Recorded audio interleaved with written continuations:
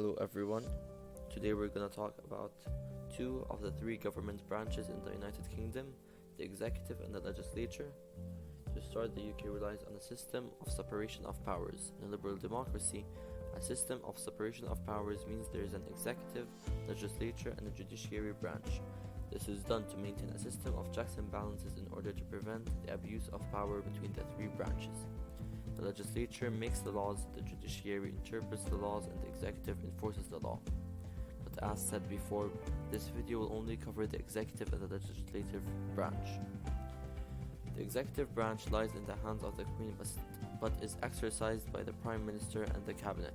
Its job is to implement the laws produced by the Parliament. However, the real power is concentrated in the Prime Minister and the Cabinet, and the monarch doesn't really hold any executive power. The monarch only retains a ceremonial, symbolic role in the government. The Prime Minister of the UK is the head of government, who must be an elected member of the legislature, and the head of the largest party in the House of Commons. He is also named Prime Minister by the monarch and serves for a maximum of 5 years. The Prime Minister also has a high level of power, as there are few checks on the powers of the central government, and it is expected that the parliamentary majority will pass all legislation as the Prime Minister party controls are strong.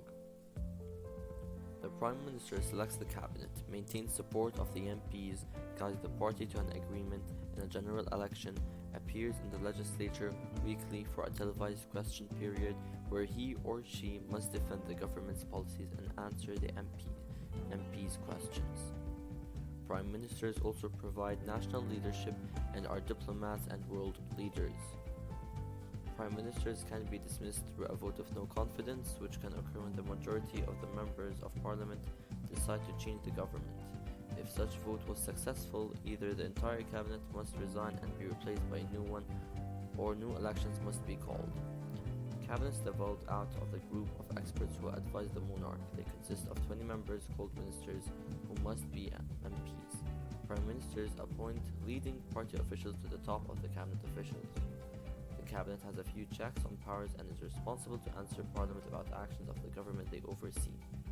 The most important ministers are the Foreign Office, the Home Office, and the Exchequer. The Foreign Office conducts foreign policy. The Home Office oversees the judiciary, and the last one oversees financial policy.